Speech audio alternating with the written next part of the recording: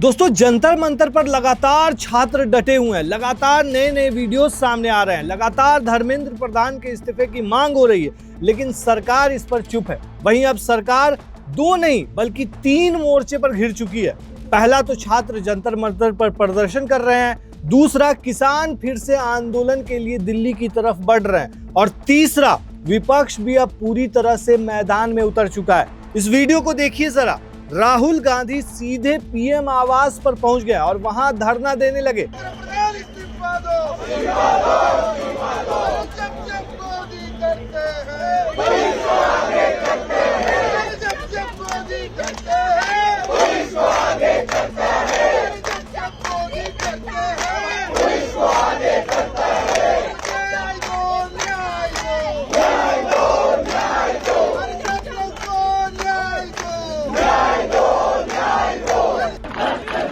जब तक छात्रों को, युवाओं को न्याय नहीं मिल जाता, कांग्रेस पार्टी, हमारे नेता, हम लोग यहाँ से नहीं हिलने वाले।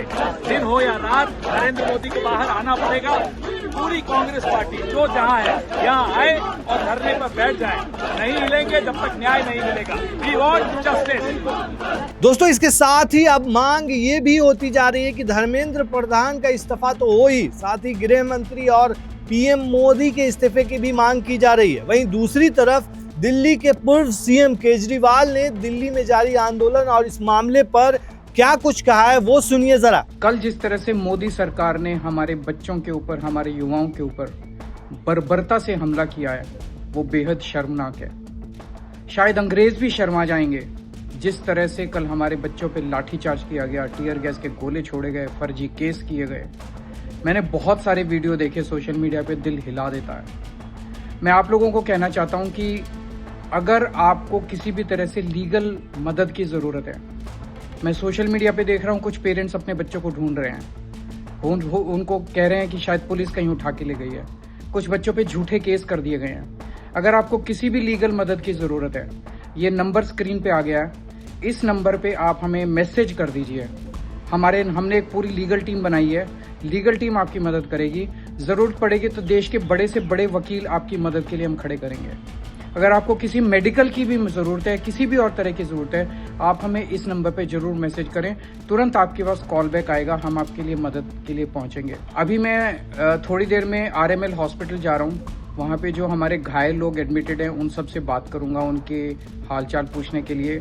उसके बाद मैं पार्लियामेंट्री पुलिस स्टेशन जाऊँगा कि किन किन बच्चों के ऊपर एफआईआर की गई है, कौन कौन से बच्चे हैं जिनको उन्होंने कहाँ कहाँ, कौन कौन सी जेल में कहाँ कहाँ रखा हुआ है, ये सब जानकारी लेने के लिए मैं पार्लियामेंट पुलिस स्टेशन जाऊंगा। हम सब एक हैं। आप हमारे हो, आप हमारे बच्चे हो, आप हमारे भाई बहन हो। आपकी मदद के लिए हम हमेशा तैयार हैं। हमारा 140 करोड़ लोगों का परिवार है। हम सब मिलके एक दूसरे की मदद करेंगे। कुछ लोग मेरे से पूछ रहे थे कि केजरीवाल जी कल आप संसद मार्च पे क्यों नहीं आए। मुझे पंजाब में कुछ काम था, मैं वहाँ गया हुआ था, लेकिन मेरे दोनों बच्चे कल संसद मार्च में आए थे। वो आपके साथ कदम से कदम मिला के चल रहे थे। 4-5 घंटे तक वो आपके साथ थे। जहाँ टीयर गैस छोड़ी गई, मेरे बच्चे वहीं मौजूद थे। हम सब मिलके ये लड़ाई लड़ेंगे। हमारी लड़ाई न्याय संगत है। हम क्या मांग रहे हैं? हम एक अच्छी शिक्षा व्यवस्था मांग रहे हैं। हम एक अच्छी परीक्षा व्यवस्था मांग रहे हैं कि पेपर लीक नहीं होने चाहिए, इवैल्यूएशन सिस्टम ठीक होना चाहिए। ये गलत थोड़ी है। ये तो किसी भी जिम्मेदार सरकार की जिम्मेदारी है।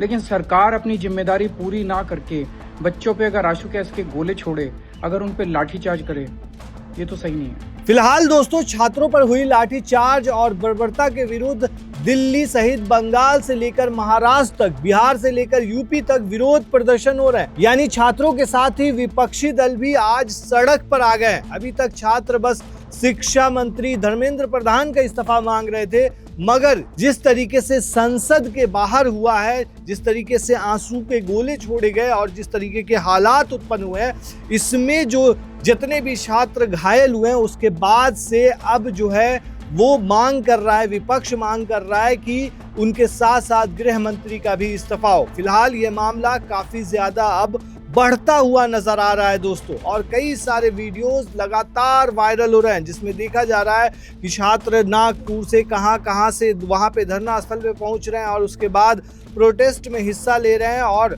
फिलहाल जो है ये मामला दोस्तों, वो ऐसा लग रहा है कि सरकार तीन तरफ से घिरती हुई नजर आ रही है। अब देखने वाली बात यह है कि सरकार इस मामले पर क्या करती है, क्या धर्मेंद्र प्रधान का इस्तीफा लेती है या फिर नहीं लेती है। इस पूरे मामले पर आप क्या कहते हैं, हमें कमेंट में जरूर बताएं।